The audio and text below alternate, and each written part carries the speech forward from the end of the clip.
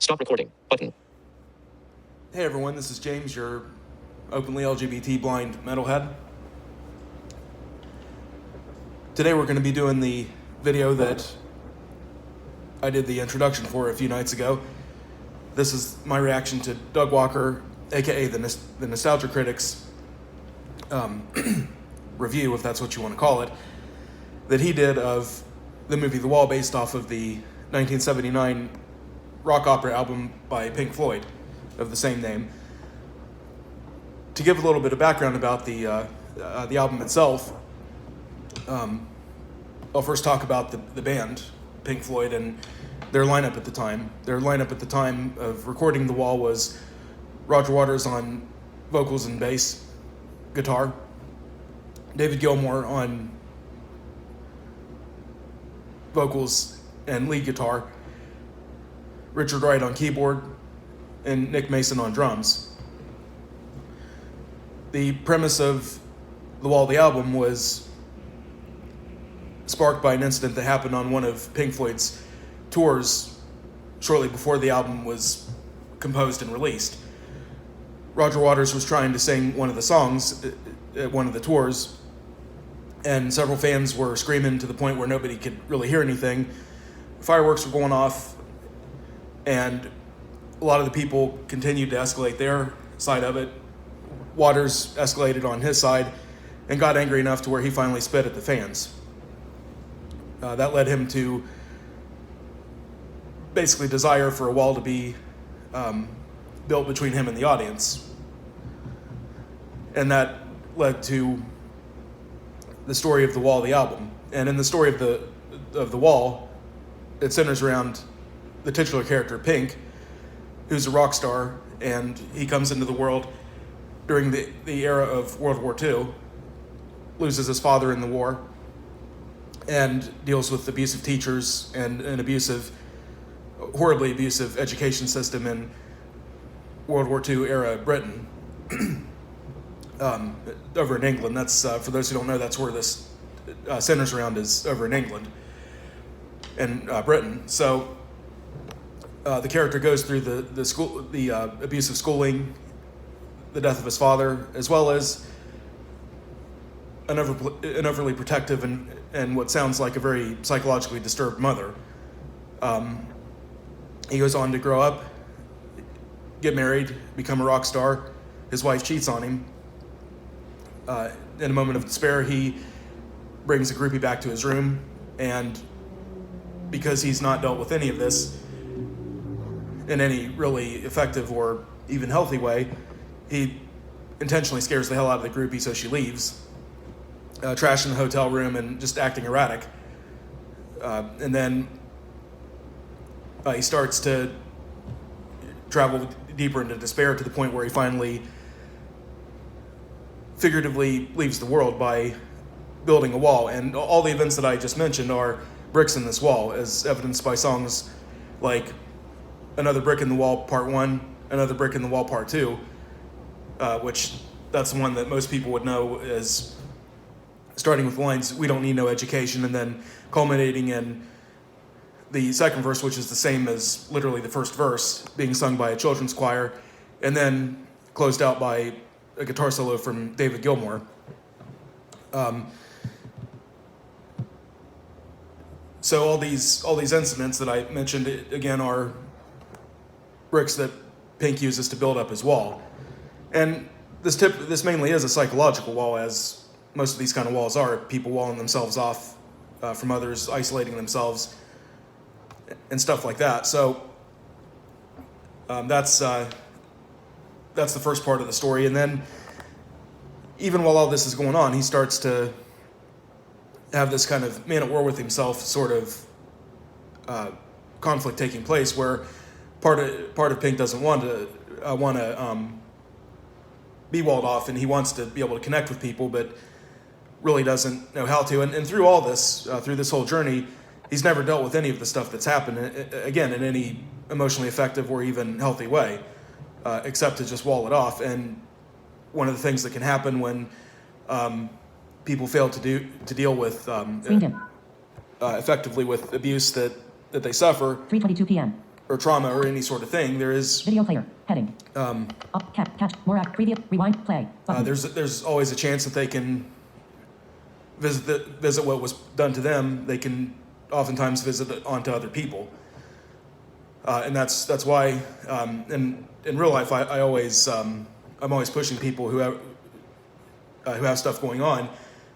I'm always pushing or trying, well, not pushing, but always talking to them about the possibility of getting therapy, getting counseling, stuff like that. And of the ones who don't externalize their trauma onto other people, these are the ones who, for all you know, could be in the room at night cutting, self-harming, and various other things. And I always keep forgetting to do this until after the fact. Trigger warning throughout this video.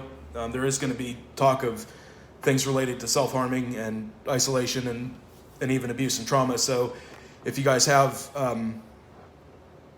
sensitivities towards that, if you guys have trouble dealing with stuff like that, then there is a trigger warning, and you can either skip past some of that, or if you feel you need to just click off the video, I'll understand. Back to the synopsis. So Pink fails to deal with any of this, and he gets further into drug addiction, further into isolation, and it finally culminates in him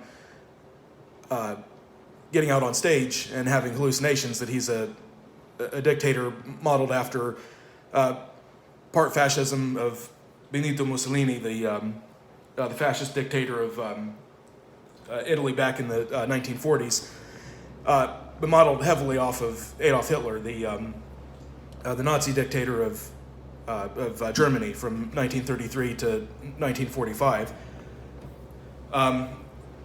This hallucination sequence takes place in the form of him radicalizing what he believes to be an audience of Nazi recruits and various other fascist-minded people. And this takes place in the songs in this exact order: In the Flesh Part 2, Run Like Hell, and Waiting for the Worms. And Roger Waters writes this in a way that really does a good job of capturing the linear narrative of what happened in Nazi Germany. First, the radicalization of everyday people into the Nazi ideology, the beating up of people, trashing of businesses, as shown through events like Kristallnacht, or the Night of Broken Glass, or Crystal Night, if I think that's how it translates. And then finally into what most people are familiar with is the Holocaust, the institutionalized murder of Jewish people, gypsies, Jehovah's Witnesses, some of my fellow LGBT people, people with disabilities, just anybody they could think of to kill, they would. But it's usually when you hear the story, that you hear more emphasis on the Jews being killed, which that happened, obviously. But again, there were the people that I just listed off who were killed as well.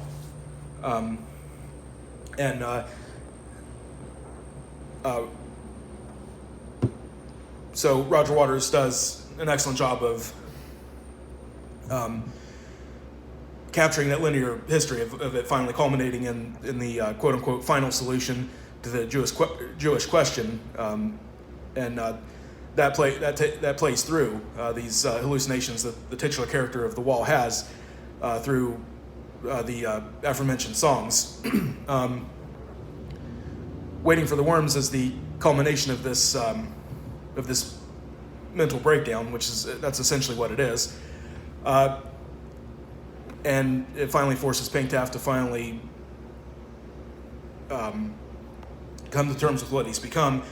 And that goes back to what I said before, that for all intents and purposes, he basically becomes the very thing that he had avoided. Angry, hateful, and that hate and anger finding its expression through Nazi ideologies, hate for others, bigotry, and intolerance.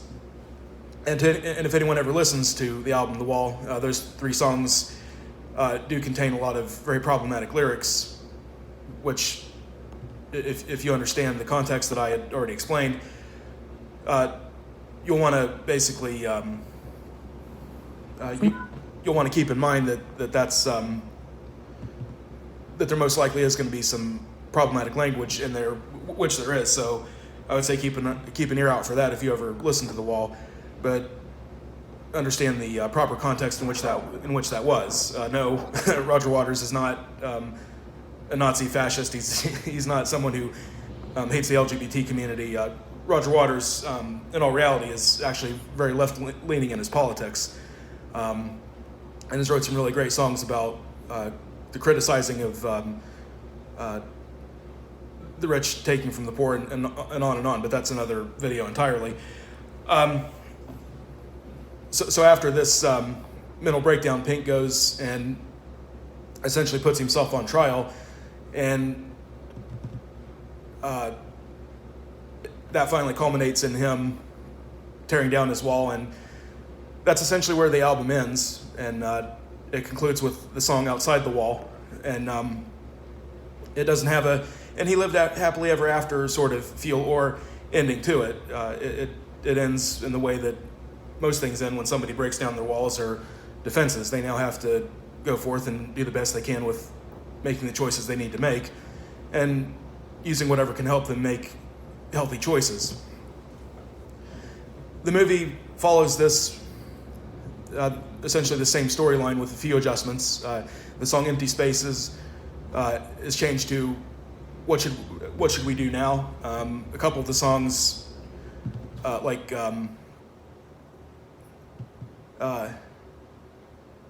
if I remember right, the song Mother off of disc 1 of The Wall does not appear in the movie, although I'd have to go back and check that. So now we get on to what I'm going to react to now. This is Doug Walker's 3:29 p.m.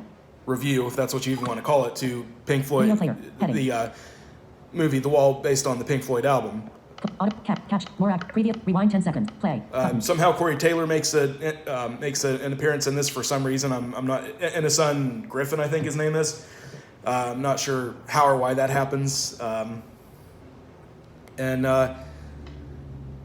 Now, needless to say, with me being blind, I'm not going to be able to describe the visual imagery, but they do a lot of parodies of the animation that was in the movie of The Wall, and the movie of The Wall has a lot of really amazing animation in it. A lot of people really remember it for that.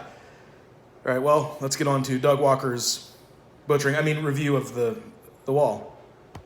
Play. This episode brought to you by Button. Honey, the easiest way to save money when you're shopping online.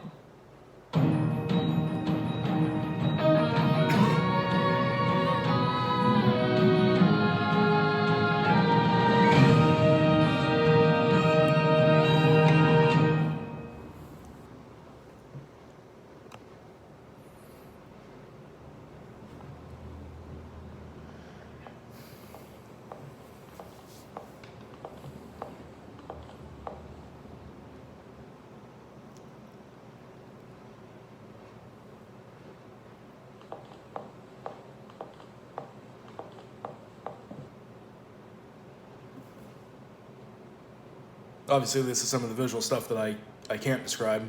I mean, someone's walking down the hallway, or in some echoey space, I can tell that much.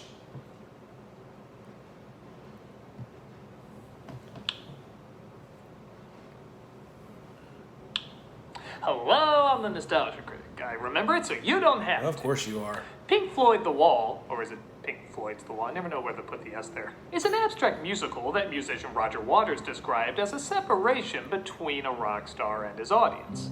But it's so much more than that, I think. When it came out in... I'm going to try not to stop this too much. I don't want to make this a super, super long video, but right there already you hear Pink Floyd's The Wall, or is it... I never know whether or not to put the S there or not. Already you can hear a rather contemptuous sort of snarky sarcasm that is just so unnecessary.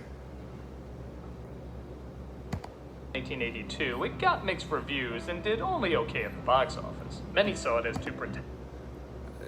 I can't speak to that, whether or not it really got mixed reviews. I don't know. I don't know if that's something that is true or if Walker is just talking shit. And I will be referring to Nostalgia Critic as Doug Walker throughout this. I'm not gonna. I don't see the need to follow in line and give him what he wants in terms of giving him his validity as "quote unquote" the Nostalgia Critic. And full of itself, saying it's way. It was just before dusk, one dark weekend evening, while on your way home. This is obviously a parody of When the Tigers Broke Free. All the critics told you Pink Floyd's wall was shite, when you thought that it was kind of alright. Well, you're using shite instead of shit to rhyme with alright. That's fucking brilliant. Fading to obscurity for a while. Kind of like how I wish this review would fade into obscurity. And slip to the bargain bin for $3.93.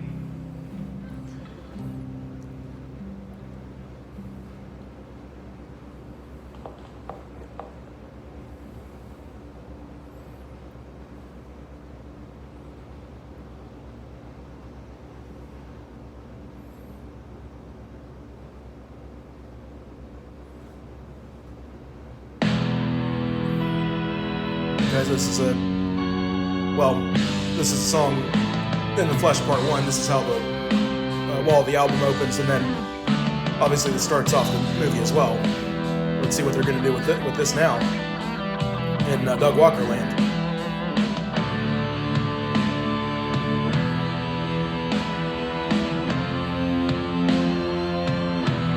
I'm going to assume that these are programmed drums. I will give them props for that. It's not too bad.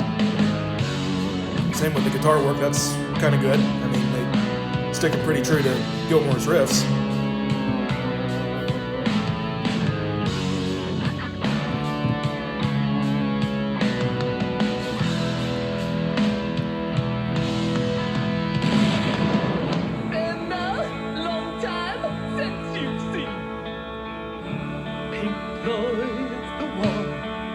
What are these vocals? It sounds like he's trying to do some sort of like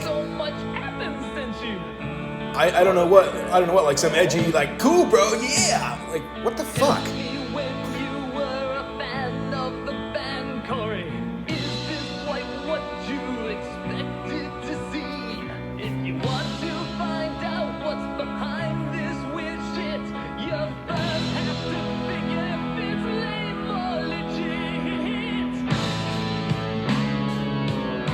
And I see I've seen other reviewers react to some of this, and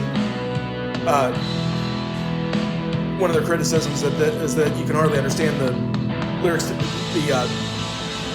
any of the songs that they're singing on here, and I see exactly what some of these other YouTubers mean when they say that. Advertisement. Video player. Heading. And here comes the advertisement. Damn it. Video player. Like that. Button. Dislike. Selected. Skip that. Button. Oh, good. Selected. Skip that. Full screen. Button. All right, Corey. You can use hashtag move. Like this video along with video player. Heading. Video player. Heading. Got it. Video player. Heading. Video player. Video player. Video. More. Previous. Rewind 10 seconds. Button. Rewind. Pause. Button.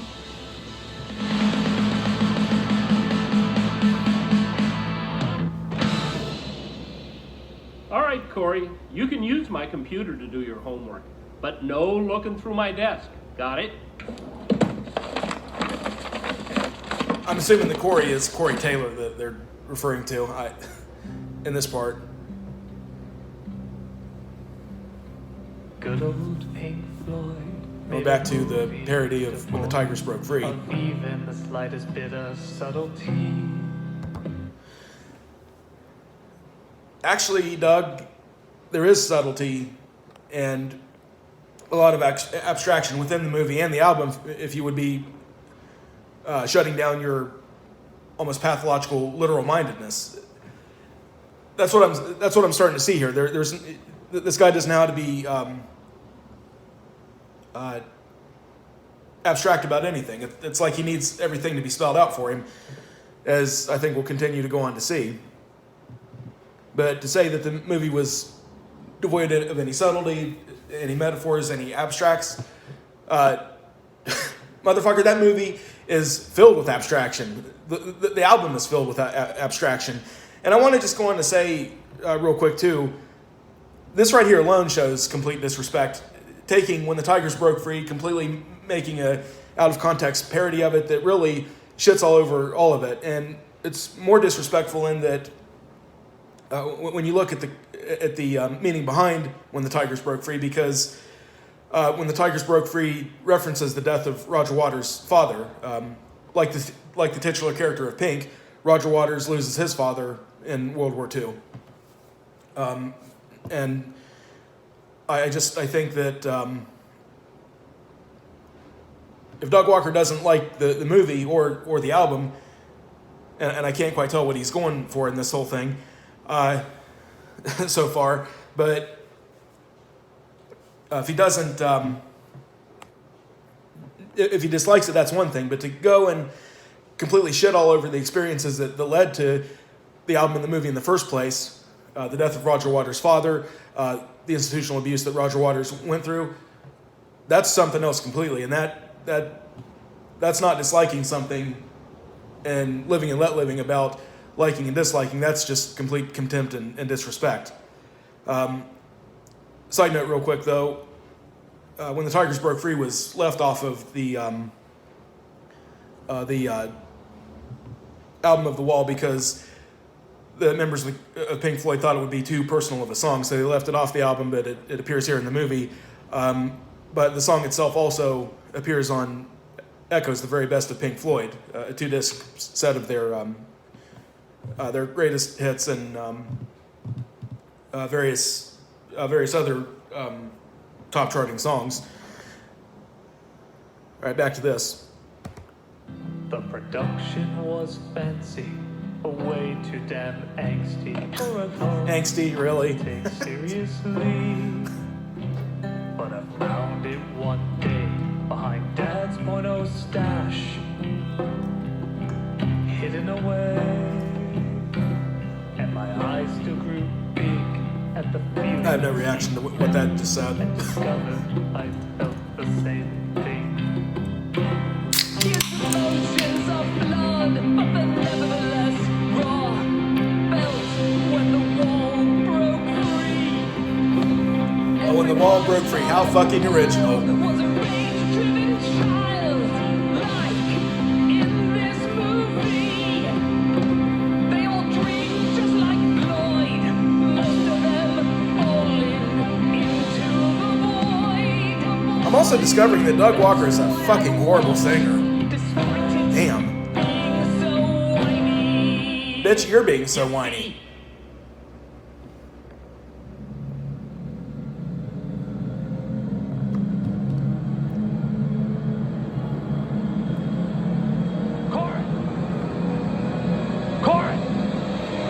Corin!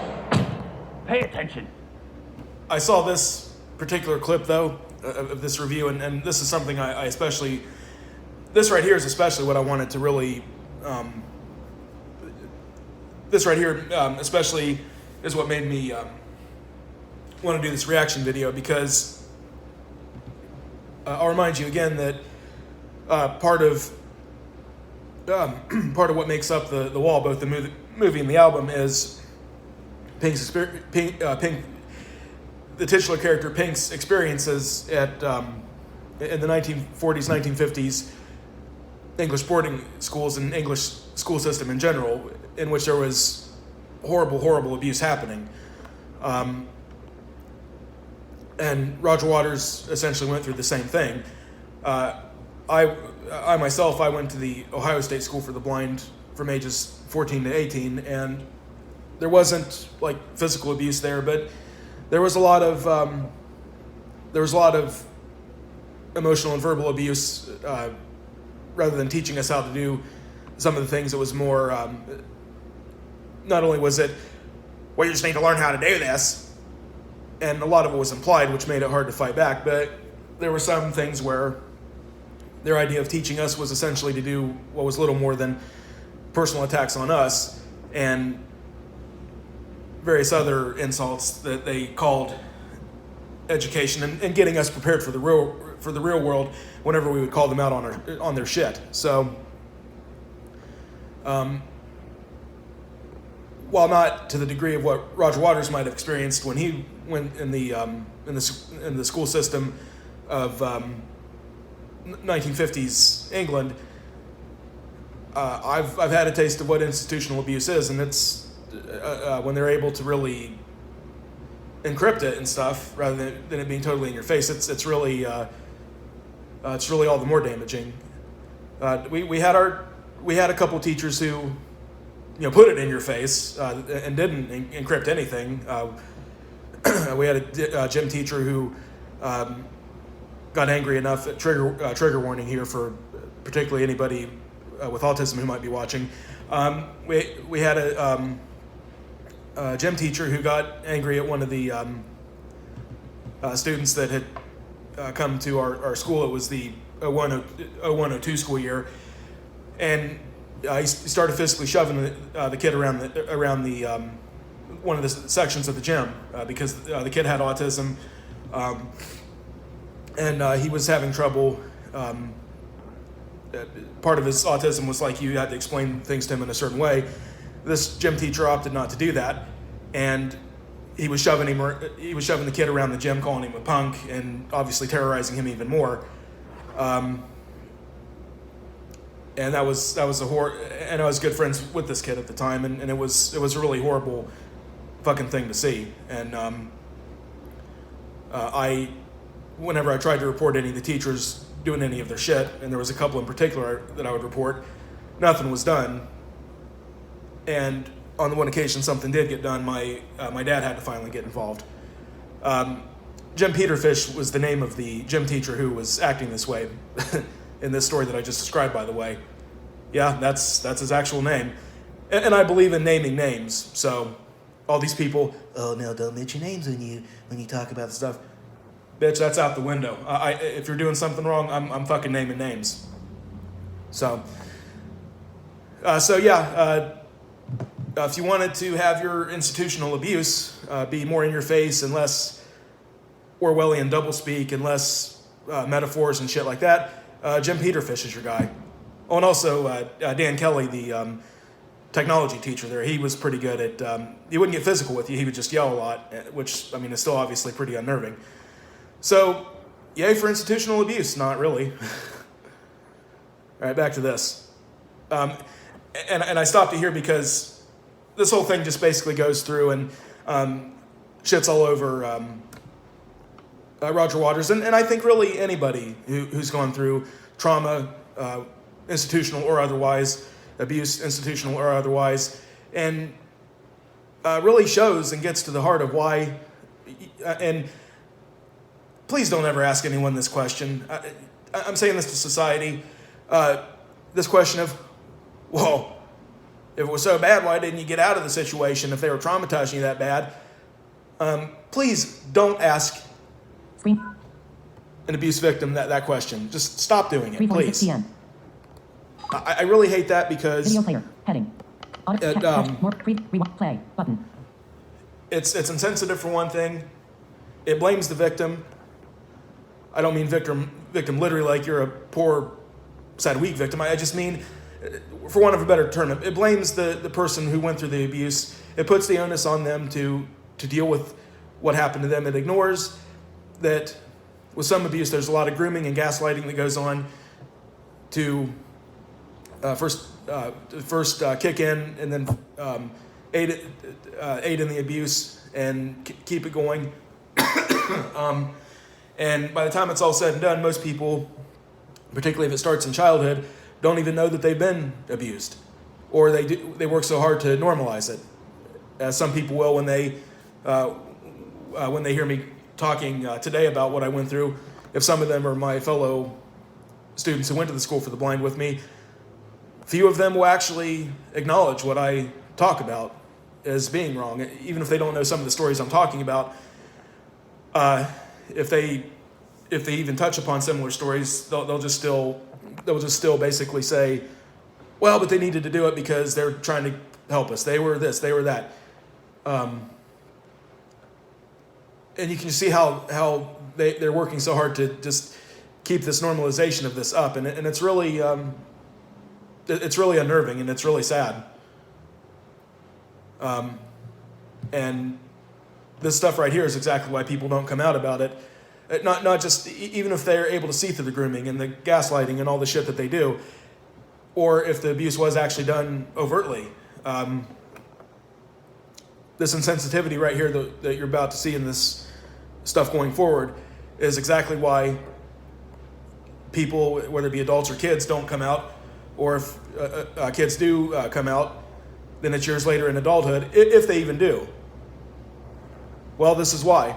Because of this insensitivity right here in the whole, which implies the whole, well, it wasn't so bad. You're just saying, you just think it was bad, or it wasn't so bad. You just hated school. You weren't really abused, and that's essentially what you're about to see here.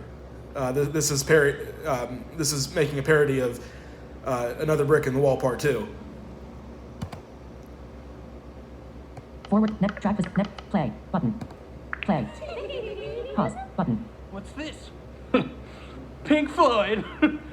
The boy fancies himself a musician. It's rubbish. Now what did I just say, Corey? We don't need no education. Well, that's grammatically incorrect, so apparently you do need some education. Yeah, that stupid joke right there. I've heard that before when people reference Another Brick in the Wall Part 2. Well, we don't need no education. That's not grammatically correct. Guess they do need some education then. That's a double negative that Roger Waters was using to call out educational systems and various other systems that do far less education and far more indoctrination, when the stuff they teach you, assuming it is factual, is used far more to make you conform than it is to teach you anything. So it's basically not giving you any education at all. So it's a kind of no education sort of mindset, ergo, we don't need no education. Roger Waters was trying to say, in fact, people do need education, but not in this cookie cutter sort of straitjacketed way that's being pushed forth. And of course we have problems with this in our own country over here in America. Rewind, play, button. School is no laughing matter. Do you know what we teach in these walls? How to fix a car, pay your taxes, ace an interview, perform first aid, manage your insurance, cook healthy meals, or do household repairs. Preposterous. We pay other people to do those things. We teach important things you need to know in life, like algebra, trigonometry, physics, geology, sex ed. Oh, that's right. You have letters that say you don't need to learn that. Okay, I will give them points for that little section right there about him saying, "Oh no, we teach all like trigonometry and all the." That's not completely wrong. I mean, you have a lot of when the kid was saying about how to fix a car and all this more material type hands-on kind of stuff, how to cook healthy meals, all that stuff. Yeah, there is a lot of preoccupation in schools today with when the instructor was talking about trigonometry and the other related subjects. Yeah, there's a huge push towards more STEM activities and STEM lessons and STEM learning in schools now, both high school and college and vocational schools at this point, than there is on any sort of real actual hands-on stuff that was mixed in schools decades ago. STEM being science, technology, engineering, and math, all of which can help you, but it can't be all the stuff. And then the thing about sex ed, but you have letters that, most of you have letters that say you don't need that. Yeah, I like that little swipe that they took at the whole drunk wine moms club and the religious right who do the whole thing of my child can't learn sex ed because it'll inoculate them against the rigid, intolerant, fundamentalist religion that we're trying to teach them about. Yeah. So good brownie points for that. I like that little dig that they got in at them. Nice touch there. Oh, it shouldn't be too important, especially in the case of that kid. Do you laugh at everything? I know what they're going for with the laughing, the whole thing of like the scene in a movie or TV show where you have the kids doing the nervous laughter in the schoolroom where where one of the kids is doing or saying something out of line or whatever. But this is really horrible simulated nervous laughter. Really? Rewind to play button. Yeah, the acting in this really is, to say it's subpar would be an insult to understatements throughout history. Well, anyway, continue to act like the oppressed, and me the oppressor.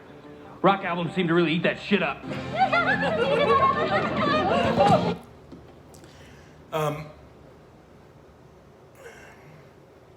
That's pretty... yeah, now we're getting into what we see today. People talking about when they're being oppressed or whatever, minorities, African Americans, LGBT, women, whichever minorities, and it being dismissed as, oh, you just want to act like the oppressed, or, oh, well, when they have the protesters, Black Lives Matter and all the others, oh, those are paid protesters, or they're just wanting to act like they're oppressed. That shit was generated and started by the alt-right shortly around the time that Donald Trump got more popular and took office as president. And that's where you get the whole, oh, everybody's so easily offended these days. And so many people, even ones who are not alt-right and know nothing about the alt-right, will say stuff like that these days. And it's so terrifying to see how, just how normalized that kind of shit's become in our society, those dog whistles. And obviously you see them here with no understanding as to what implications that has. Welcome to high school, where all the teachers are monsters. I know it looks like they want to teach you something, but they don't. They just want to eat you up because we're evil, blood-sucking vampires. And this whole clip right here should show you, again, why people don't come out about abuse they suffer either institutionally or familial. Teachers, not one, not even by accident. We need more stuff to rebel. We don't want to help you. We just want to eat your blood and suck your brains. No, our education system's broke. Wait, maybe it's the other way around. I don't know. I got a high school education. This is pandering like hell. Yeah, I don't know what the fuck this fake Dracula impression is that Walker's going for. I really don't. Hey, who cares? All this bitch is hell. Remember that one teacher who seemed really kind and gave you candy? Well, we got another hit in the wall. That candy was really sugar-coated children's souls. LOL, so school sucks. Grow a damn pair of balls. Shit. Roger Waters didn't hate school. He wasn't a whiny little bitch who hated school, nor was he a spoiled little 15-year-old kid who hated high school or having to work or do anything and just wanted to sit on his ass all day. Roger Waters went through real shit, which is part of what led to the production of the album and the movie to which this idiot is reacting in the first place. Talking about trauma you suffered in an education system or any institutionalized setting is not needless whining.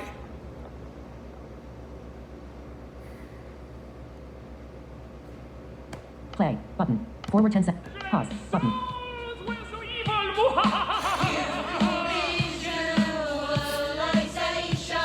It's all a part of my secret plan to make sure you're more likely to get a job when you're older. How terrible is that? Essentially, oh, you all are just wanting to be victims is really what you can sum this up as. Another reason as to why nobody comes out about their trauma and abuse they've suffered anymore, or why it's harder to. Except they weren't 90s commercials, they were mini documentaries. It's all true.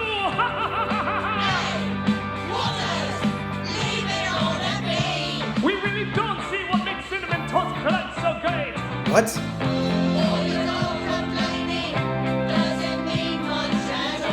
Because we're old!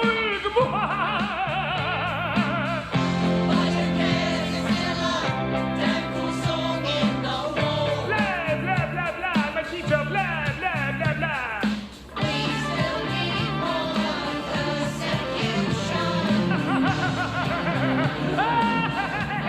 blah, blah, blah.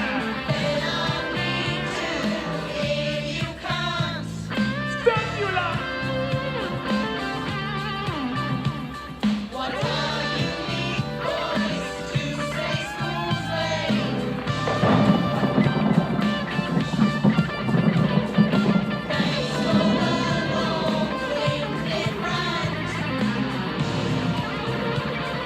Wow, what insensitive garbage. I just...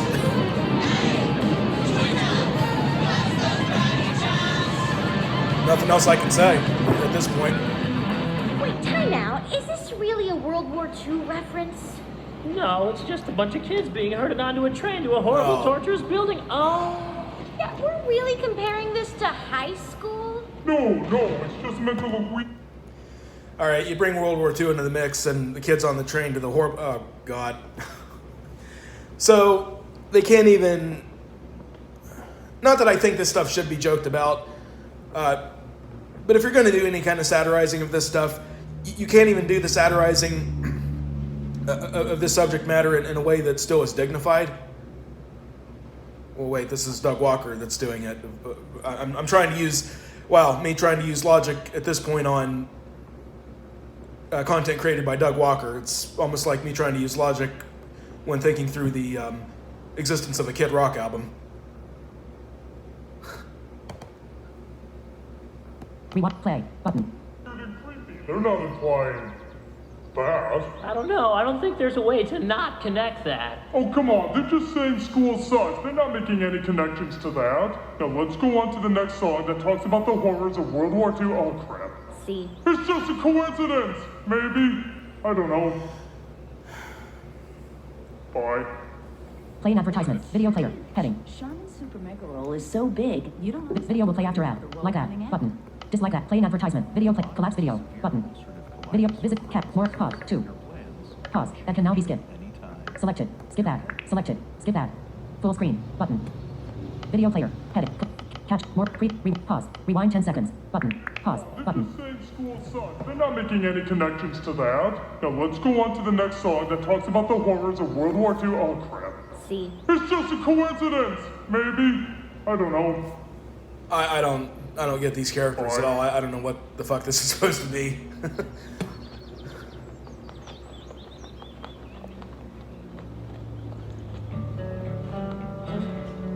Okay, this is a parody of Goodbye Blue Sky.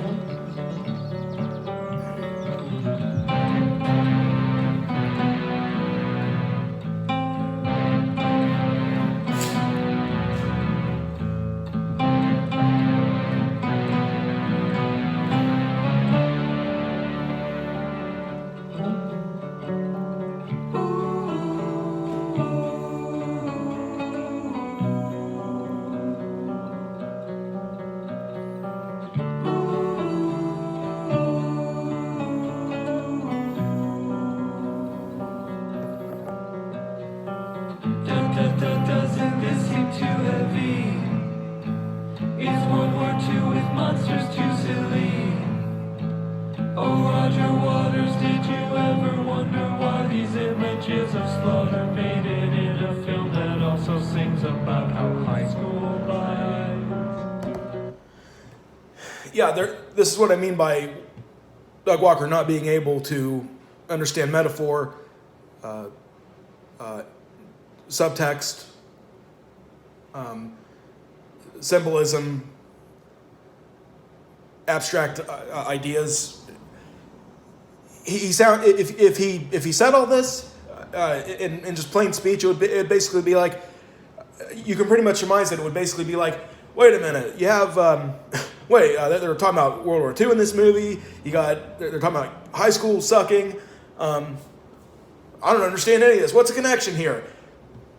It's all connected. It's why Pink built his fucking wall.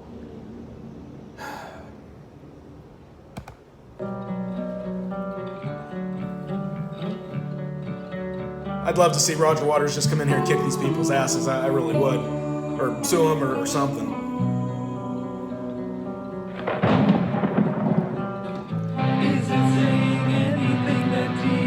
Yeah, it actually is saying something deep if you fucking learn how to do any abstract thinking.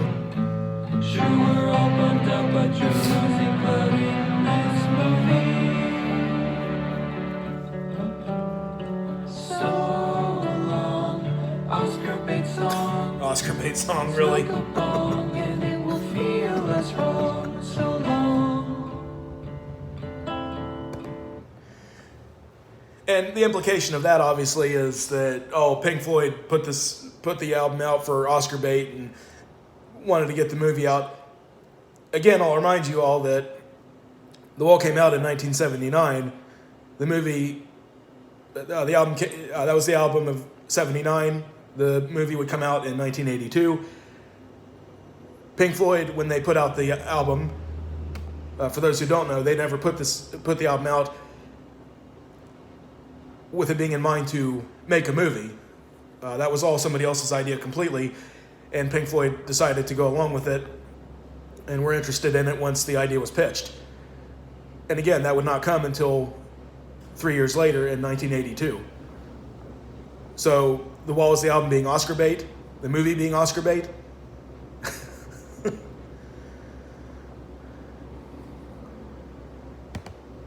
We're so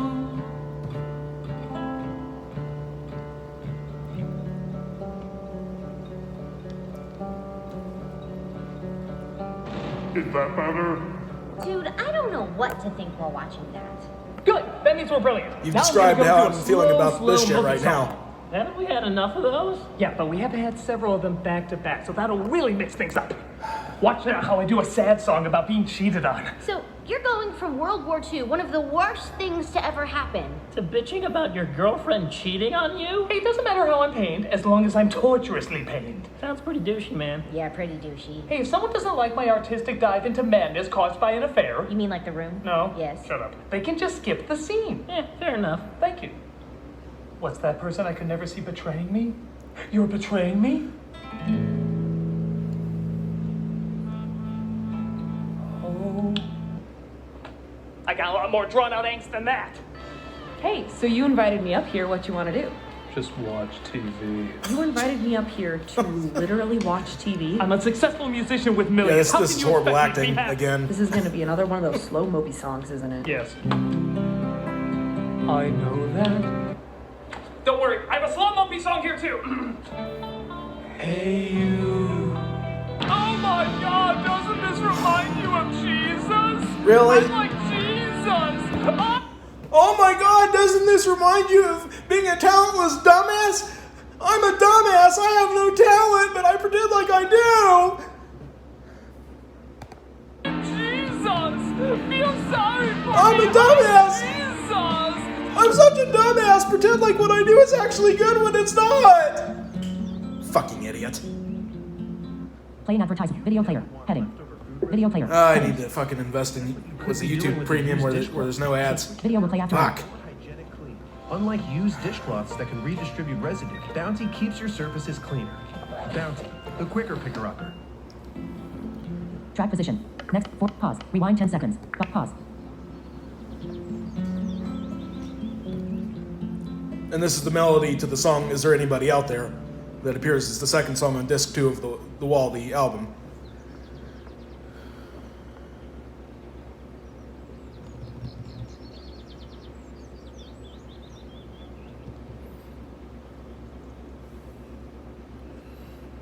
Is there anybody who cares? Again, more needless literal mindedness. The song Is There Anybody Out There that appears on disc 2 of the album of The Wall, it repeats that refrain of Is there anybody out there, and then goes into the guitar and violin section before concluding. And this right here of Is There Anybody Who Cares? That's what the song Is There Anybody Out There is saying. That question of is there anybody who cares is implied. Of course it's in there. No understanding of fucking subtext at all.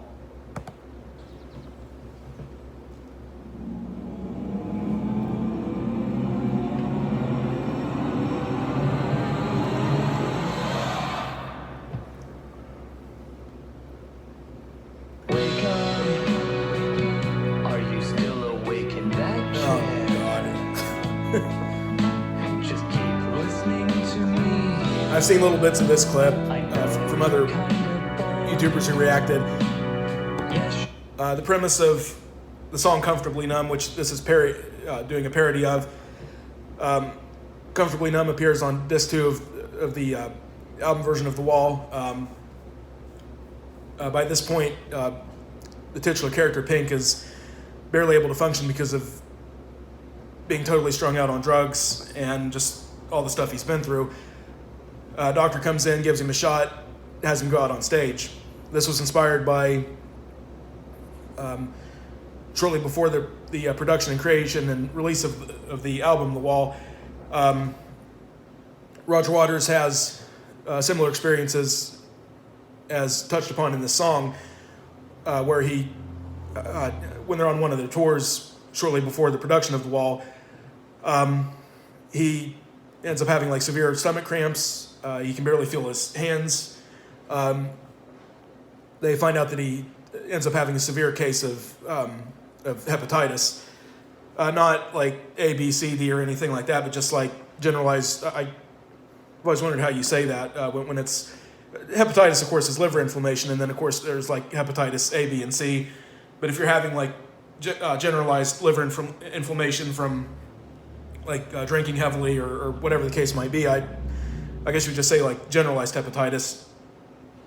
But obviously Waters was having an extremely acute form of this. The doctor goes out, gives him a shot, and then he goes out on stage. And Waters is remembered as saying that he really, looking back on it, had no business even being out on stage at that point. And I will agree, his ass should have been in a hospital. But it gave rise to a really, really good song. In Comfortably Numb, the parts of the doctor are sung by Roger Waters on the verses. David Gilmour goes on to sing the chorus of the song, and then goes on to do a guitar solo in the middle of the song. And after the second verse and the choruses are done, closes out the song with another guitar solo, and then that's pretty much that. But we have this piece of shit that totally trashes that.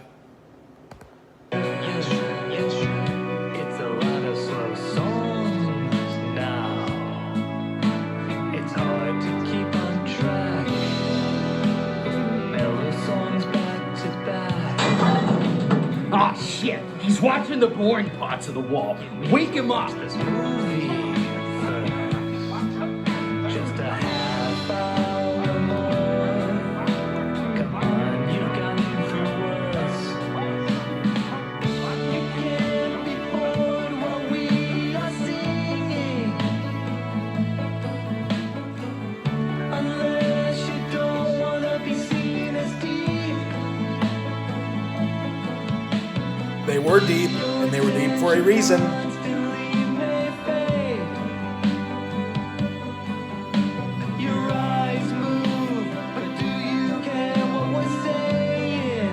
I don't give a fuck what you all are saying, no, because it's just trash.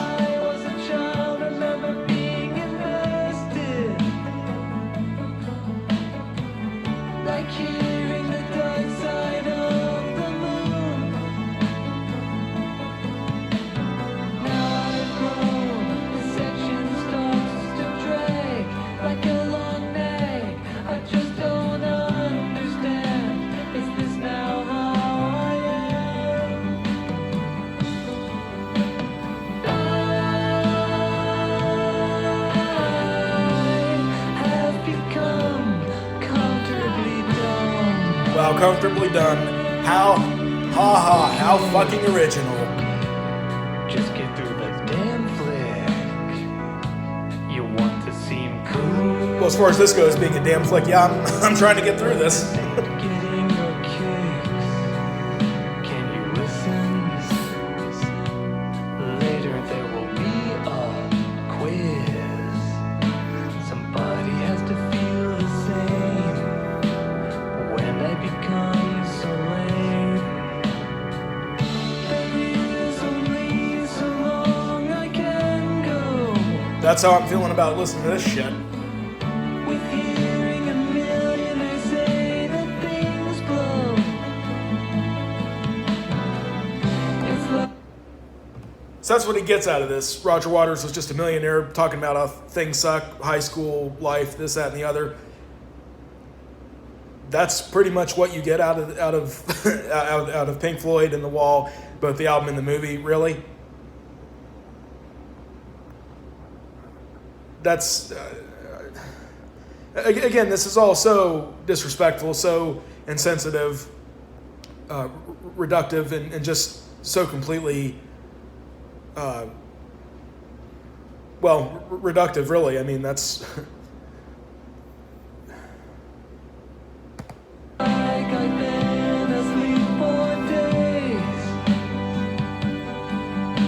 The film plays, but I can't take the complaining.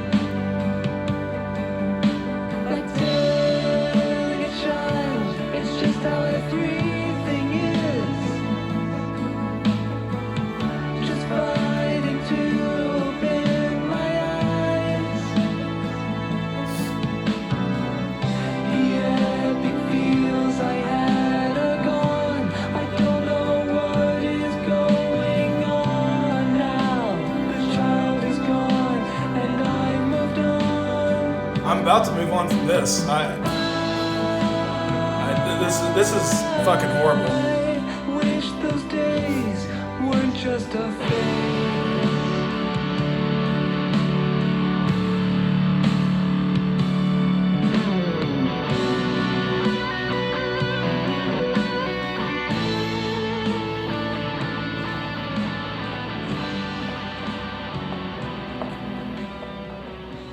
This is where I bring people that I don't want other people to see. Now sober up or have an existential conflict. Either works for me.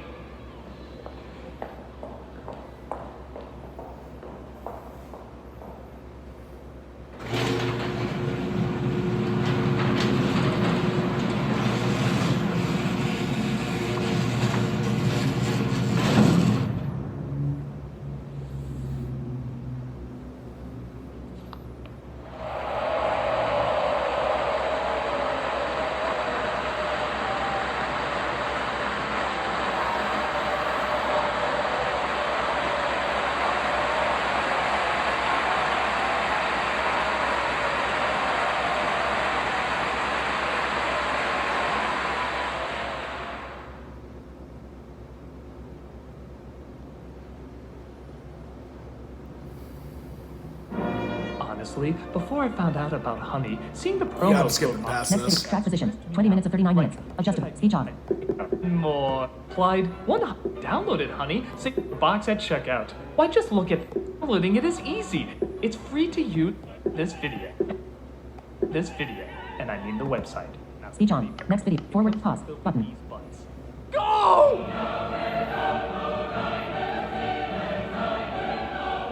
That was an advertisement for Honey. Hey, you but I guys was like the skipping music over. in this review? Well, believe it or not, there's No, I don't an love the album music in of this it. review. I'm not even kidding. This was done by Rob Scallon, I wish who you were appears kidding. in the review. He has his own YouTube channel. He's just this incredible talent, and I really think he outdid himself with this because this.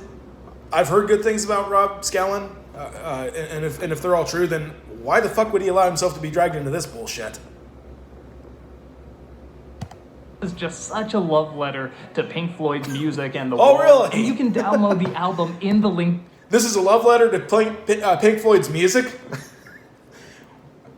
I mean, really, if this is a love letter, what's hate mail look like to you guys? Below, there's even songs and music that isn't in the review. It's only Oh, for boy. the album, and it's I can't really wait to hear fantastic that. Stuff. So go check it out, man.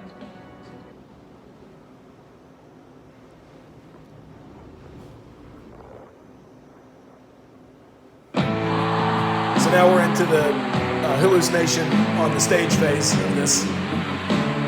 And I've seen little bits and pieces of this in other reaction videos that have talked about this.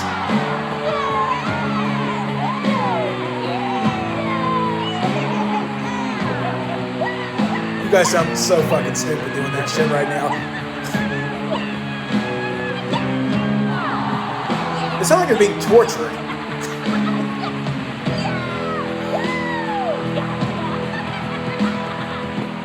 Oh yeah, I'm the person you all think you know. This is obviously a parody of In the Flesh Part 2. Dogs up your angst and confusion. I'm that nameless foe. I got some weird news for you, sunshine. This was dissing Thatcher's administration.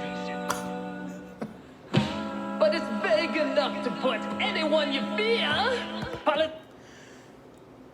In other words, what he's starting to talk about here is back then, in his mind, this is all just, he for whatever reason is bringing up the criticizing of problematic figures and public figures, and he uses the line, this was dissing Thatcher's administration. Margaret Thatcher, for those who don't know, was the prime minister over in England back, I don't know the exact dates, but she was around, and I think was around like the part of the 70s, but definitely in the 80s and I believe the early 90s. She was to them what Ronald Reagan was to America in the 80s. Reagan was the one who popularized a lot of the ideology of the government being the problem, and never any sort of helpful force. He basically popularized and really kind of made the ideology of neoliberalism sexy and fancy looking. Neoliberalism being the ideology that basically businesses being free to do what they want to with no regulations whatsoever will make everybody free. Well, even a rudimentary knowledge of history shows that democracy predated the Industrial Revolution, business dealings, and the business world. Thatcher would go on to do a lot of neoliberal policies in England. In fact, she's the one who gave us the saying, there is no alternative. She also was famous for saying that there's no such thing as societies, just only individuals. And a lot of people, unless they're disgustingly rich millionaires, despised Thatcher and still do. Not completely dissimilar to how some people feel about Reagan over here in our country when he was around. To put it more simply, but still crudely, basically, if Ronald Reagan wanted to cheat on his wife and have a fuck buddy on the side, Margaret Thatcher would have been his girl. So this idiot right here is going on to say, oh, now you can just diss anybody you want to and put anyone's face you want to here. Another way to basically shit all over people trying to talk about shit being done to them by people. Oh, you're just looking for an excuse to be outraged and oppressed, and you just want to be angry at anyone. Oh, well, just anyone will do. You're not really mad at insert specific name here who did this to you. Oh, you're just wanting to be pissed at anybody. Margaret Thatcher, Donald Trump, whoever. It's just so reductive and sensitive and just so cynical. Politician, showman, just put their face here. Are there any authority figures in the crowd tonight? Oh, yes, that's me. I'm probably thinking this. Well, put them in the wall! That's fucking stupid. That one's looking stressed. He wants to feel impressed. Yeah, we all want to be oppressed. I mean, a lot of my friends who are transgendered, or like they're in the transgender they're in the transgender community. and some of them are specifically transgender, whether it be male to female, female to male, and then of course you have the non-binaries. Right, because because we all know that they just want to feel oppressed. No, they're not really going through abuse from their families. They're not going through being called the T-slur. And I'll only say this once for people who truly don't know. T-slur is the word tranny. Kind of to them what the F slur is to gay people, and it rhymes with the word maggot.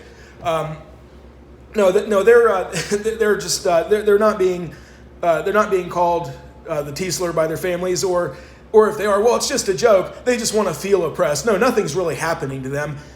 What insensitive bullshit. And that again, that's another part of what I mean by people don't come out about their trauma, because if they're not, even if they're not believed, or even if they are, it's still going to take the form of, well, they didn't mean it the way you thought they meant it, or, well, it was just a joke, you're just being too sensitive, or you just want to feel like a victim. You need to stop whining and feeling sorry for yourself. There is a high number of instances of either completions of suicide or attempts at suicide in the transgender community. I think 40% is the statistic at this point. That's a pretty fucking high statistic as far as I'm concerned. Not that I like there to be any percentage of that happening in any of our communities, transgender, LGBT, disability, African American community, any of the communities. But 40%, that is just, how the hell can you say that we're a country worthy of imitation, worthy of respect, worthy of anybody wanting to come here to, when you have that kind of shit going on? And then you have little sons of bitches like this bastard here who dismiss the traumatizing of the human condition as people just wanting to be oppressed, and people just wanting to be victims, and people just being easily offended. And that's what the subtext is too. Oh, it's people just wanting to be easily offended. I'll remind you again, is a trope put forth by figures of the alt-right, specifically Milo Yiannopoulos.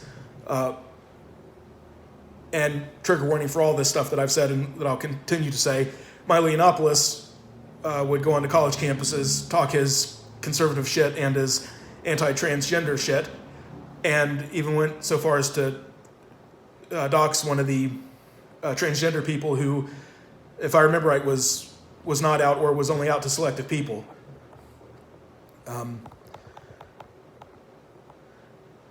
This is not this at the end, when it's all said and done. This is not some benign, harmless review of a movie that Doug Walker doesn't like. This is him clearly throwing shit out into society that has implications for the oppressed. It has implications for the marginalized.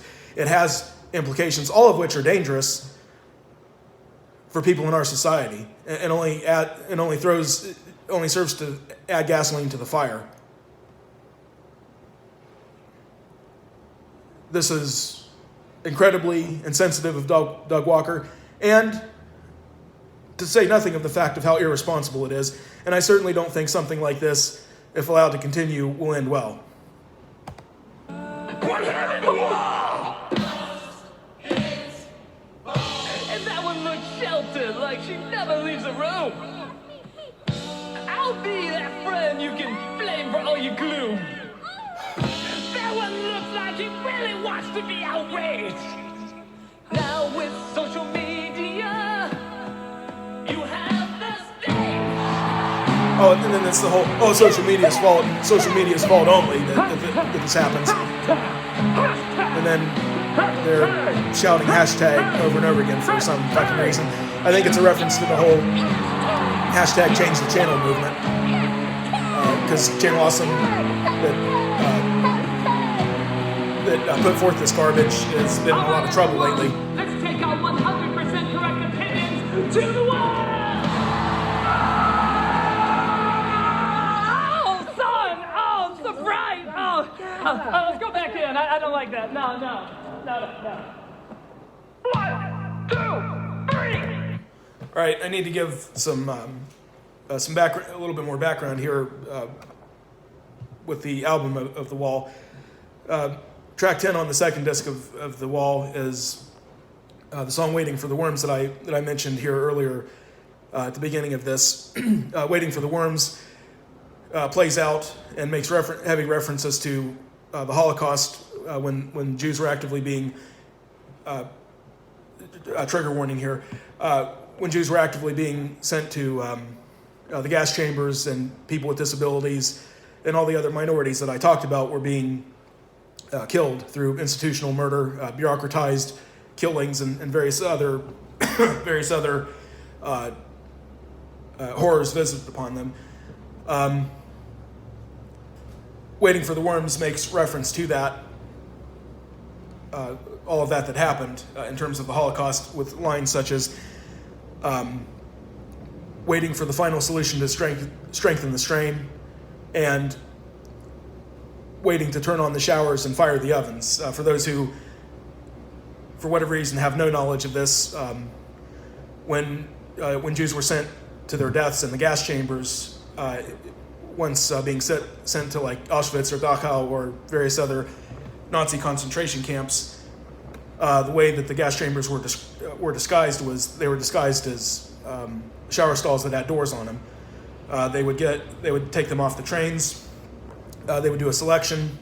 They would put the Jews who were fit for work. They would send them to the right, which was to the work camps. And one figure that would do a lot of the selections was the Dr. Josef Mengele, who would go on to do a lot of disgusting things to the prisoners under the guise of so-called medical research. And he especially did horrible things to prisoners who were twins, sewing twins together, like sewing two twins together to try to make Siamese twins,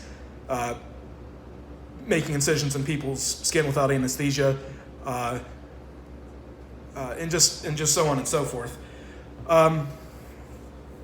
When Josef Mengele was making the selections, he would send some people to the right to the camps. Others, if he sent them to the left, it was to the gas chambers. Once they get off the trains at his particular camp was Auschwitz. But whichever one it was, they would when they would go to the gas chambers, they would be told, you need to get a shower before you go into your quarters. They would put them in the gas chambers, or what the Jews were told was shower stalls. Lock the doors, and then a mixture. I don't know if it was like an actual mixture, but I know that Zyklon B was one of the gases used to kill them. And the gas would be released, and by the time they realized what was happening, obviously it was too late, and they were not getting a shower, but they were being gassed to death. So that's what the part of the line to turn on the showers references. To fire the ovens references when after they would take the bodies out of the gas chambers after they were dead, the Nazis would take them to the crematoria close by and burn the bodies. And that's what they mean by the other part of the line, to fire the ovens.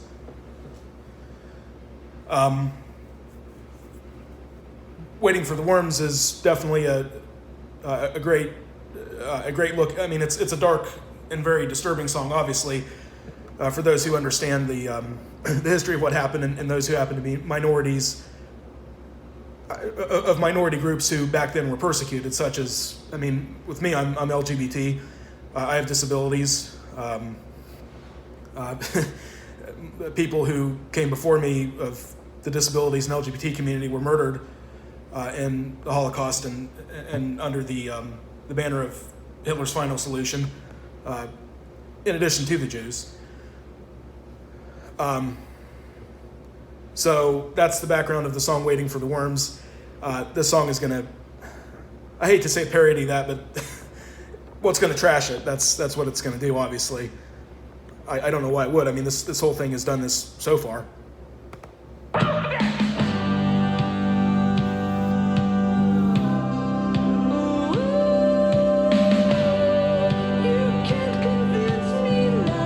And I will do a reaction video to the real song Waiting for the Worms here at some point. I would like to do that and kind of walk everybody through that and give them a better idea of what I mean.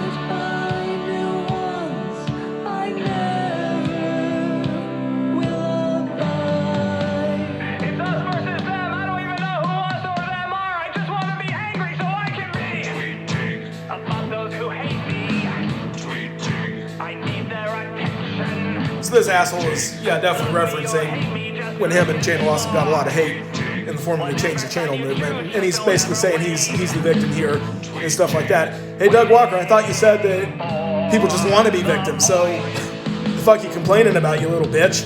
Don't fear that you're wrong. Just fight on to the end. Oh my god. My friend. Garbage.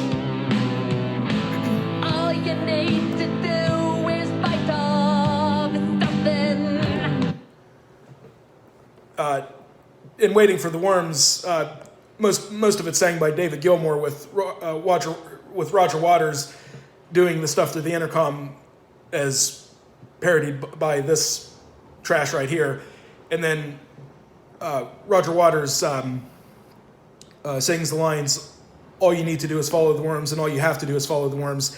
And this is a very shitty Roger Waters impression right here. It's...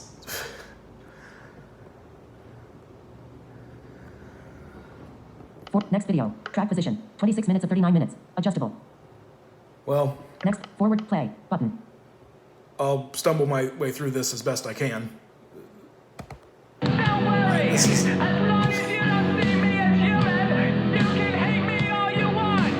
Because remember, this can never Shut the fuck up! Seriously? You're good. The more extreme you can get, the more happy you'll become. They'll put that person whose face you And that's a reference to the whole, it's just no real problems happening systemically. It's just all people going to different extremes in society. There's no real systemic racism, no systemic bigotry of any kind. The system's not the problem, it's individuals. That's what this whole thing is making reference to, and obviously the message that this thing is endorsing. Basically saying fuck you to anyone who criticizes our system over here in this country.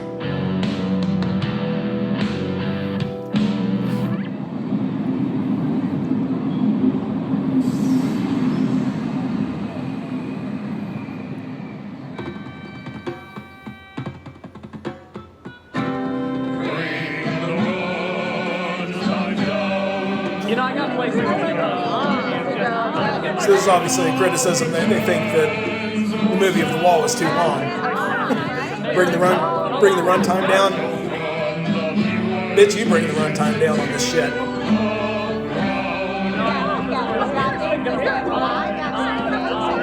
Stop recording. Button.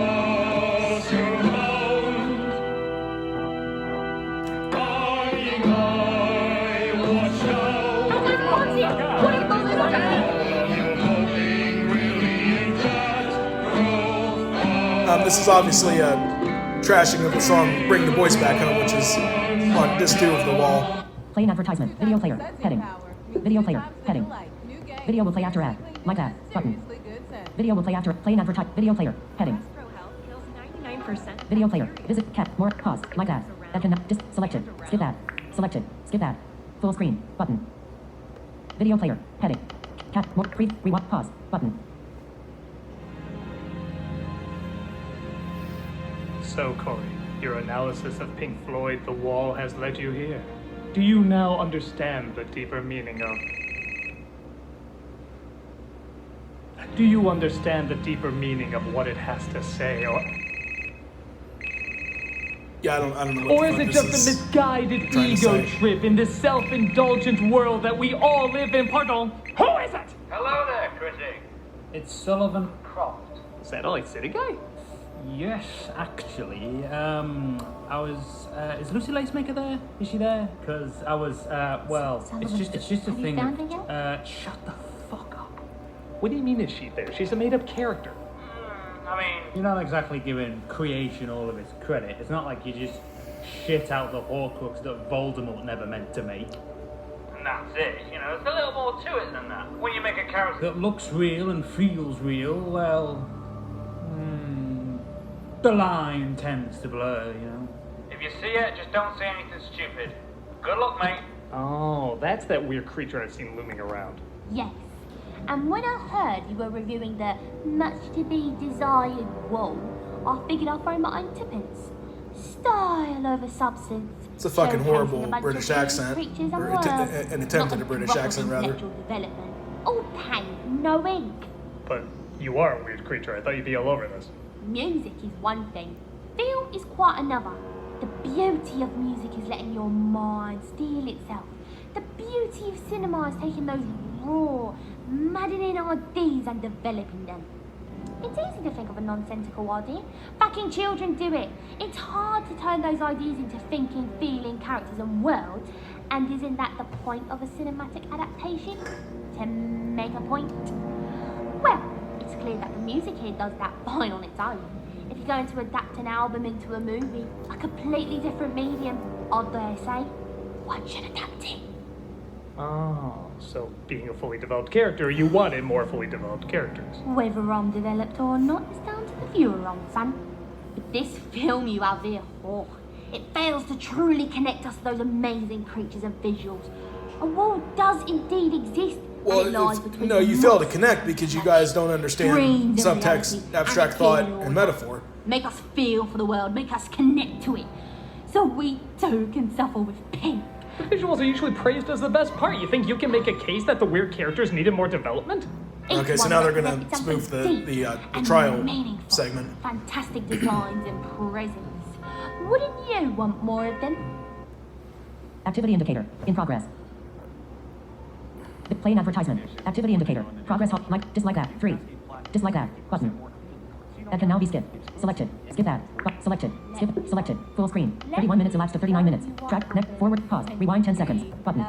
Pause. Button. The visuals are usually praised as the best part. You think you can make a case that the weird characters needed more development?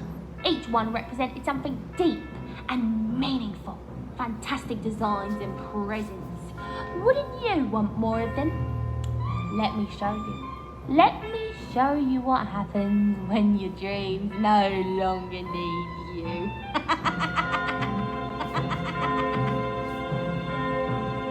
See how bad this gets. Right then, Lucy Lacemaker, the court will take a vote on if Lucy Lacemaker? What? for us can in any way show some feelings, worthy feelings of an almost canny nature, from joys to blue. The backing track, the music that accompanies this isn't too bad. Those that bring forth naught but pity for their lack That's of all I can say though. But here we rather find the result of hard-hand artists. I say the music here is joyous, but with that we have to say,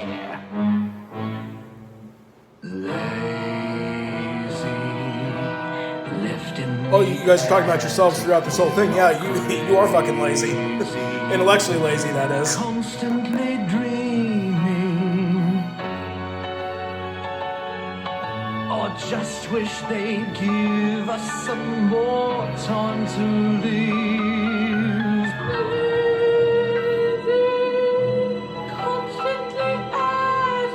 Christ, you guys are fucking horrible singers.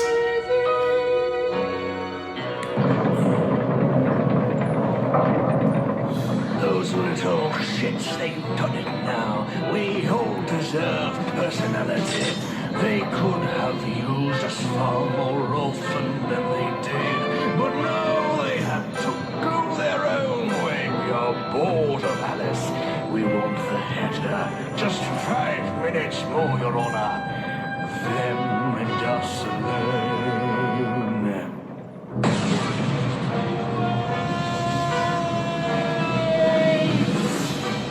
Film's not bound by characters, it's a visual affair.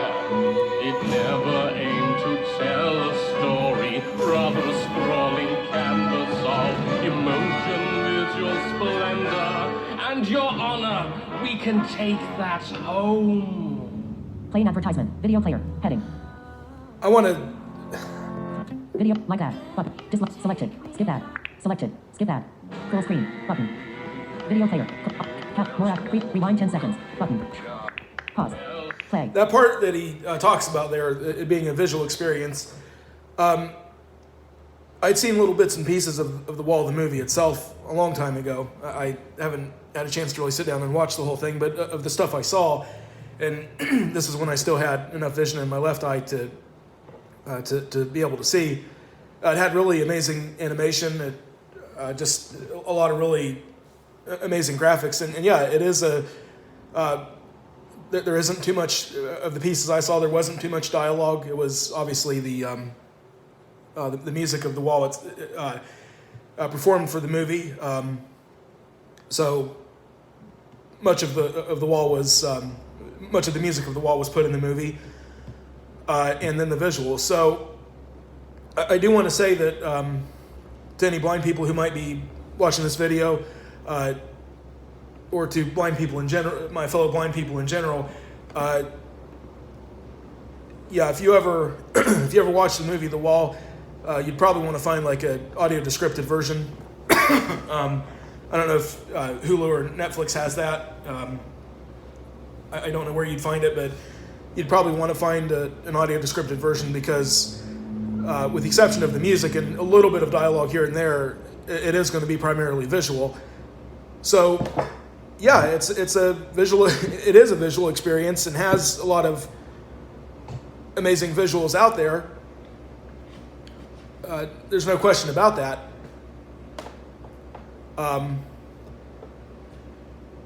But to attack it is to say that it has no. It's not character driven. Well, I mean, in a sense, it is character driven, but it's not. It's not your typical. Movie that you would normally see. So, of course, there's going to be different things about it you don't typically see. But try telling that to these people. Story, rather a scrawling canvas of emotion is your splendor and your honor. We can take that home.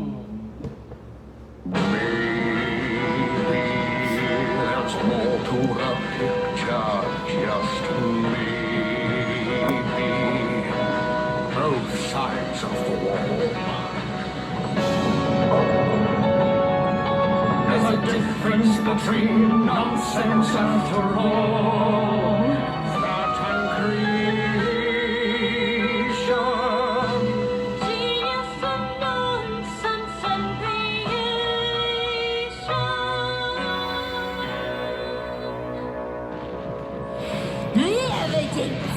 before the court is incontrovertible. Alright, this bitch is annoying. I'm losing my fucking patience with her ass real quick. In all my years of judging, I have never seen before a film so deserving of both love and wanting more. The way it makes you tougher, makes you think and feel but suffer. Fills me with an urge to decapitate. I believe this film is apt with much to be revealed. But the marvelous creature should be adored as opposed to being feared. Tear down the wall.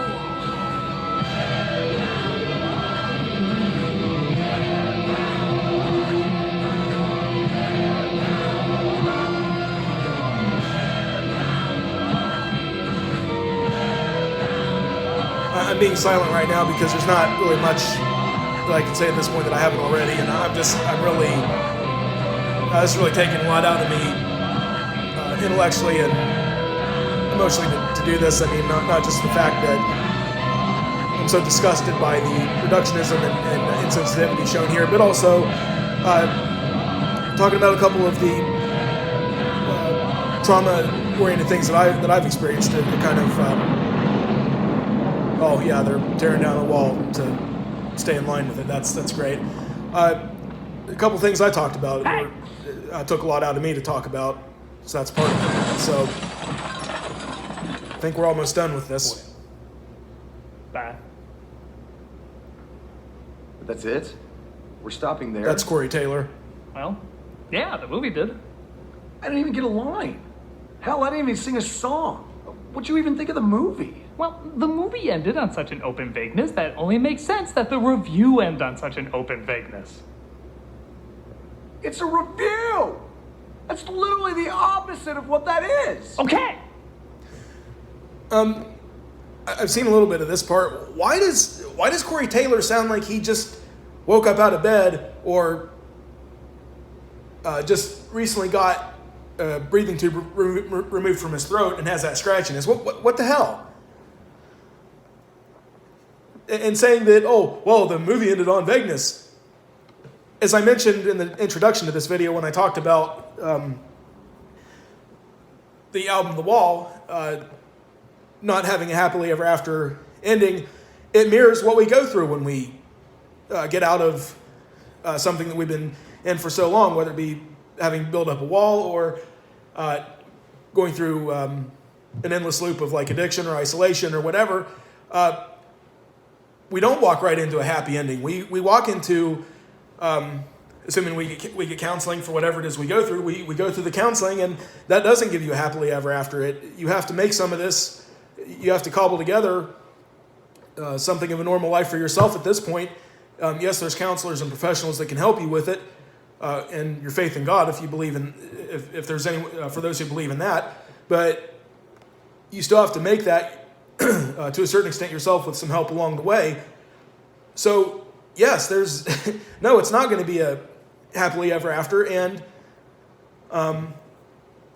you are going to have the issues of that being that sort of, okay, so now what? What do we do now? It's not going to be all laid out for you afterwards, and that's what Pink Floyd was communicating. So no, it was not an open vagueness that any of this ended on. It communicated what we deal with in life when we go through getting out of a situation such as, again, isolation, walling ourselves off from people and various other things.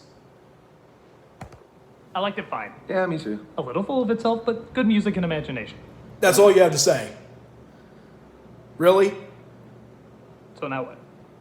Well, since you got me, I figure I could sing you one of my biggest hits. You mean? Oh, this is bad. Yeah. Yeah, I heard about this part and seen part of this. This is... Oh, No. Who lives in a pineapple under the No. tree? SpongeBob SquarePants! Orange and yellow and porous is he. SpongeBob SquarePants! Oh my God. Mythical nonsense, he's something you wish. SpongeBob SquarePants! Jump on the deck and flop like a fish. SpongeBob SquarePants! SpongeBob SquarePants! SpongeBob SquarePants! SpongeBob SquarePants! SpongeBob SquarePants! You'll have to excuse me, I'm just trying to smother myself into a few minutes of unconsciousness with this Check out magazine. the album! Play an advertisement. Video player. Heading. Take a century of innovation and point it at the next century. Like that. Button. Dislike. Selected. Skip that. Button. Selected. Skip that. Full screen. Button. Like this video along with 38 track position. Next video. Forward 10. Pause. Rewind 10 seconds. Button. Pause. Good? I mean, it's not gonna top that. Check out the album! No way!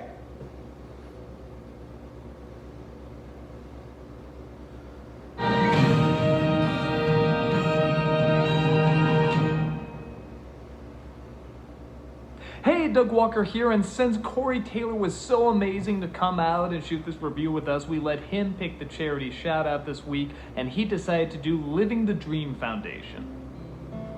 This is a non-profit foundation that helps children and young adults living with life-threatening illnesses stay positive, maintain hope, and appreciate each and every day, regardless of their affliction.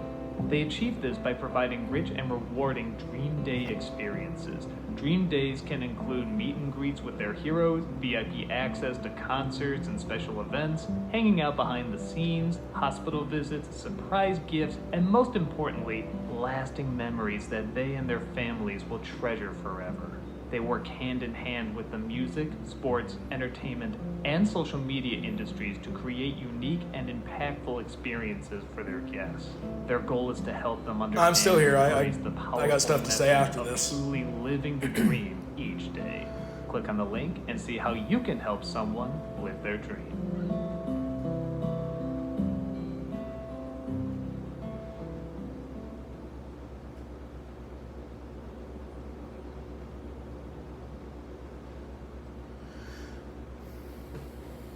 Rewind. Pause. Button. Replay. Button. 4:53 p.m. Status bar item. Video player. Heading. All right. Well, I think what I'm going to do is I'm going to give I'll give a few closing thoughts right here, and I would like to. I may come back and do like a final thoughts video to really close this out here at some point. I don't know. Although I can't really think of anything to say as final thoughts that I haven't already said before. I want to start the conclusion with talking about what we just heard with this ad at the end of this about the whatever that making the dream, or whatever that thing was called that Walker just talked about. Doug Walker talks about kids with disabilities and various life-threatening diseases, various things that cause life to be extremely hard, and talking about helping them to have positive attitudes, this, that, and the other. Well, I don't. First off, I don't speak the language of positive thinking, so you're wasting your time bringing that up to me. I'm saying that in general to anybody. You're just wasting your time and your breath bringing that up to me. I can appreciate, well, oh, it's a nice day out, the rain's kind of soothing, whatever. That's as far as I'll go with it. It's more about adjusting to the reality of the situation, whatever that might be, and that can get into a huge rabbit hole itself that I don't want to go down at this point. But bottom line is, I sure as hell don't speak that language, so that's what I have to say about that. In terms of positive thinking and stuff like that, which that sounds like something that Walker would heavily promote. But where I'm going with this ultimately is Walker talks about helping these kids, and again, what happens with kids who have these illnesses and disabilities, and anyone who has it, kid or adult. Well, they're marginalized. They're dismissed as wanting to be victims, wanting to live off the government, and not get off their lazy asses and work. Much of which was implied through the various things that Walker threw out in this review of being easily offended.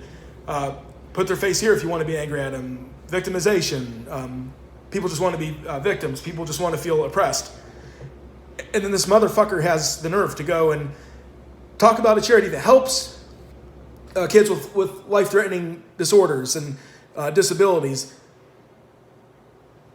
Individuals of a community, among many communities, that this guy flipped the middle finger to through this whole fucking thing under the guise of a damn movie review.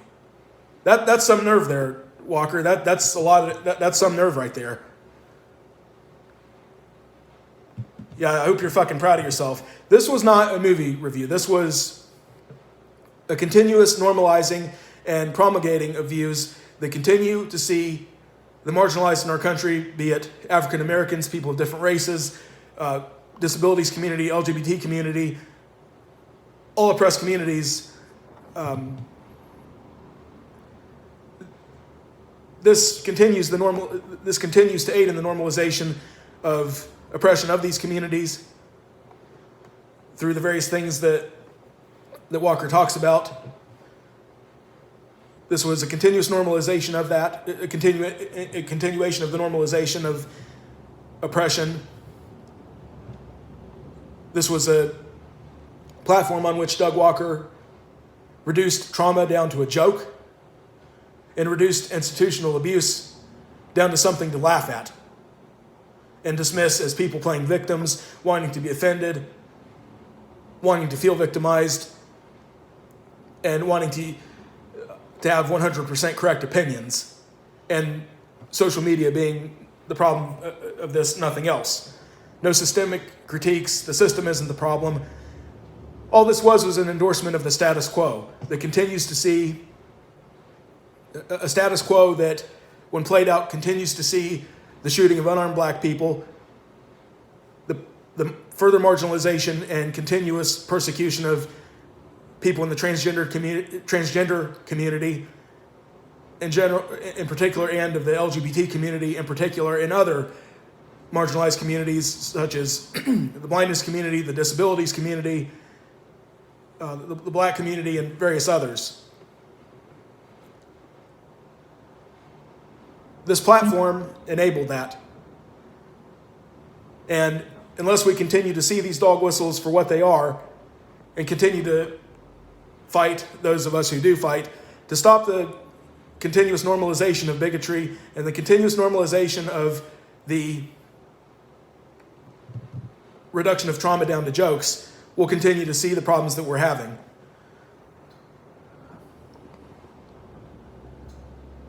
So, Doug Walker clearly is a bully and an abuser by the very fact of the shit that he promulgated in this garbage that he calls a review. And this was a love letter to Pink Floyd's music? No. This was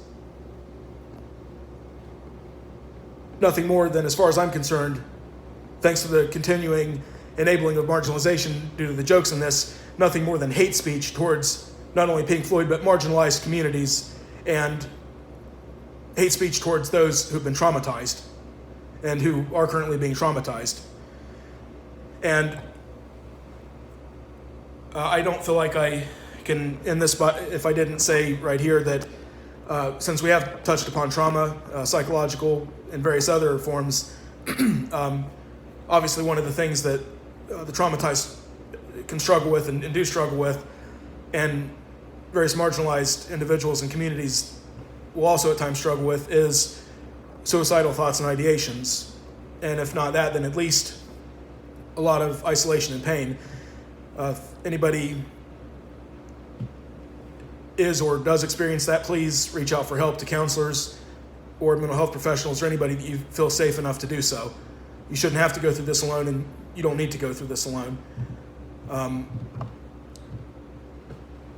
That's pretty much what I have to say at this point. If you liked what you saw here, like, comment, share, and subscribe. I can be found on Facebook under James Heady. That's JAMES space HEADY. I can also be found on Twitter under Duran Grey Addict, DIRENGREYADDICT.